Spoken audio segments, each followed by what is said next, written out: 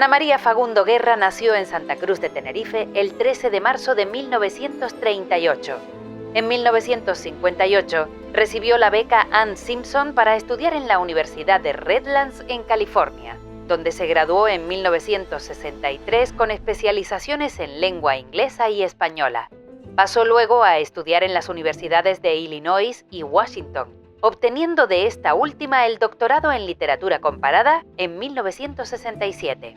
Su carrera docente como catedrática de literatura española en la Universidad de California, Riverside, se extiende de 1967 a 2001.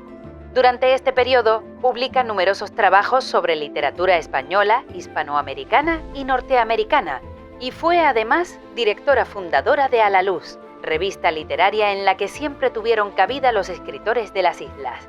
Además, compaginó su trabajo como catedrática con la creación poética, publicando 12 libros de poemas entre 1965 y 2008. Su incursión en el campo de la narrativa se tradujo en su único libro de cuentos, La Miríada de los Sonámbulos, en 1994. Fue galardonada con el Premio Carabela de Oro en 1977 por su poemario Invención de la Luz, con la medalla Lucila Palacios del Círculo de Escritores de Venezuela en 1996 y el Premio Isla del periódico canario La Opinión en 2005. Ana María Fagundo falleció en Madrid en junio de 2010.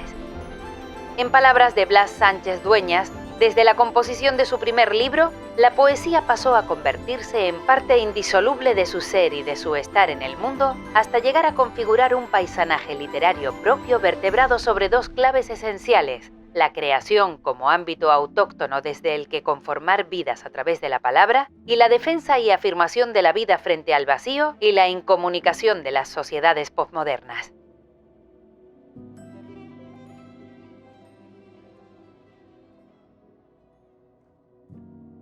Para mí Ana María siempre ha sido como, o nunca dejó de ser, mejor dicho, esa niña de ojos oscuros muy curiosa.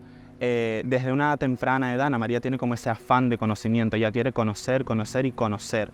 Se evidencia pues en su desarrollo formativo, o sea, estudia peritaje mercantil y al final como esa pulsión se ve encauzada de una manera súper azarosa. Ella cuenta que había una reunión de primos, familiar y tal, y uno de los primos le dice al padre, no, Ana María tiene sí o sí que ir a la universidad, o sea, puede llegar a la Universidad de Madrid, incluso más allá. Entonces ella cuenta que esas palabras resonaron mucho, ¿no?, con su situación y pudieron conducir esa pulsión, esa necesidad de conocimiento hacia lo académico o en este caso la universidad. Ana María Fagundo nació en Tenerife en 1938 y desde 1967 a 2001 desarrolla su carrera profesional en la Universidad de California, en la Cátedra de Literatura Española. Creo que el hecho de haber desarrollado su producción, su carrera literaria en Estados Unidos influyó considerablemente en su quehacer literario. Logra irse a California, al final se doctora, tanto en literatura española como en literatura norteamericana, y bueno, al final hace una especie de turneo o de gira por diversas universidades hasta que acaba radicada en California, ¿no? Debemos recordar que en los años 60 en Estados Unidos hubo una eclosión de diferentes movimientos, sobre todo el movimiento feminista. Mientras en España se vivía una dictadura que ejercía un férreo control sobre el cuerpo y la vida de las mujeres, entre otras limitaciones a la libertad, en Estados Unidos se está viviendo la segunda ola del feminismo, que cuestionan los roles sexuales tradicionales, desmonta el patriarcado y también lucha por la libertad de las mujeres. A su vez también surge la crítica literaria feminista, que lo que hace es analizar las imágenes y los estereotipos de la mujer que ha habido en la literatura escrita por hombres. En 1969 se publica el famoso ensayo de Kate Millett titulado Política sexual, que tiene una gran repercusión. Y también la crítica literaria feminista lo que hace es cuestionar el canon literario oficial, rescatar a todas aquellas escritoras ninguneadas a lo largo de la historia y analizar sus obras desde diferentes perspectivas. Ana María Fagundo se empapó de este ambiente cultural, de este ambiente feminista y de alguna forma influyó considerablemente en su quehacer literario, tanto como investigadora como creadora. Creo que lo académico, lo intelectual es fundamental para comprender a Ana María Fagundo, sobre todo por las redes. Realmente su poesía no hubiese tenido el vuelo o el alcance si no hubiese sido por esas redes intelectuales, muchas de ellas conformadas por grandes núcleos de mujeres creadoras, ¿no? Esa pulsión también, y por eso me parece curioso el caso de Ana María, es que esa pulsión por el conocimiento tiene un correlato en la poesía. O sea, ella siempre lo dice, su poesía, y además ella lo tenía muy claro, su poesía era una forma de conocimiento a nivel abstracto, pero a nivel concreto. O sea, es un conocimiento que se desliga de lo cartesiano. Creo que el hecho de que Ana María Fagundo haya desarrollado su producción literaria fuera de las Islas Canarias afectó al poco conocimiento que se tiene de su producción literaria en la misma medida en que ha afectado al poco conocimiento que se ha tenido de la producción literaria de las escritoras canarias que desarrollaron su obra aquí, en las islas. Y también hay que decir que estamos asistiendo a un proceso de recuperación y divulgación de sus nombres y de su obra. Más que de la lejanía, creo que se trata de la invisibilidad sistémica y estructural que han sufrido las mujeres por el hecho de ser mujeres. Y es eso, o sea, si se analiza la obra de Ana María Fagundo, se ve que la presencia de la luz, del descubrimiento, del chispazo es meridiana, ¿no? Se ve en todas sus obras. Que además ella tenía una visión muy sólida de la obra poética. O sea, ella tenía claro que iban a ser 12, 13 poemarios. Es verdad que bueno, la muerte de su padre le sobresalta y tiene que escribir por necesidad poética ese diario, pero ella tenía muy clara que su obra iba a ser la que era. De hecho, cuando escribe Materia en Olvido, que si no recuerdo mal es su último poemario, ella deja escrito en sus diarios: ya con esta está terminada toda mi obra, ¿no? Y es 2008, creo, ¿no? Cuando se publica. Entonces, hay como una noción, o sea, ella tenía una autoconciencia, una claridad en cuanto al oficio poético que dudo que se vuelva a repetir en el caso de la literatura escrita en Canarias. La insularidad está muy presente en la obra de Ana María Fagundo. En general, en toda su obra, el medio ambiente, la naturaleza, no son un mero escenario decorativo y estático, sino que son un escenario dinámico, significativo, vivo, que deviene, igual que su ser, a lo largo del tiempo y que le acompaña.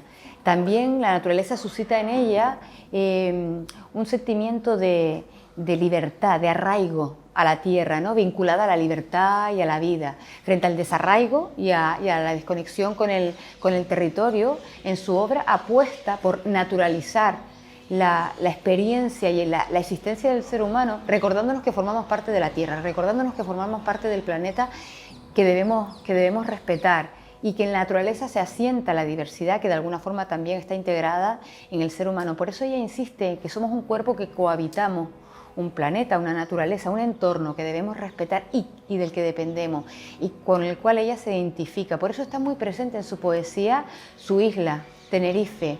Está presente desde dos perspectivas. Por una parte, como una especie de conexión territorial a sus orígenes, frente a la lejanía, ¿no? Frente al hecho de estar viviendo en Estados Unidos.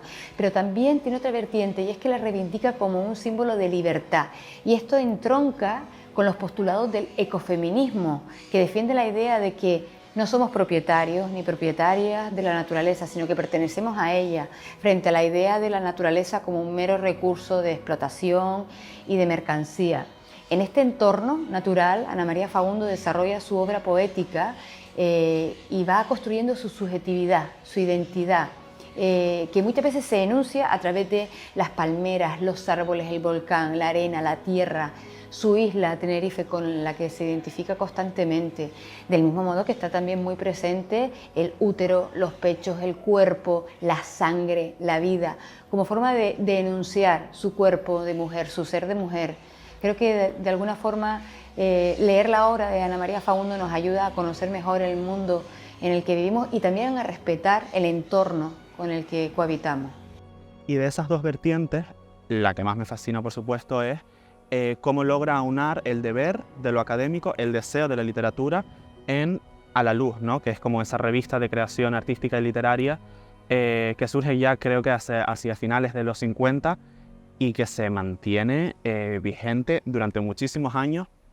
Y además es curioso lo que pasa con A la Luz, porque comienza como una especie de... Ella tenía esta idea desde hacía mucho y comienza como como tanteando, ¿no? Y uno de esos primeros tanteos recae en Concha Lagos, ¿no? En la poeta cordobesa, también gestora cultural, había estado en Cuadernos del Ágora como editora y demás, y le pide consejos, además ellas eran amigas, le pide consejos sobre cómo dar de alta esa revista aquí en España.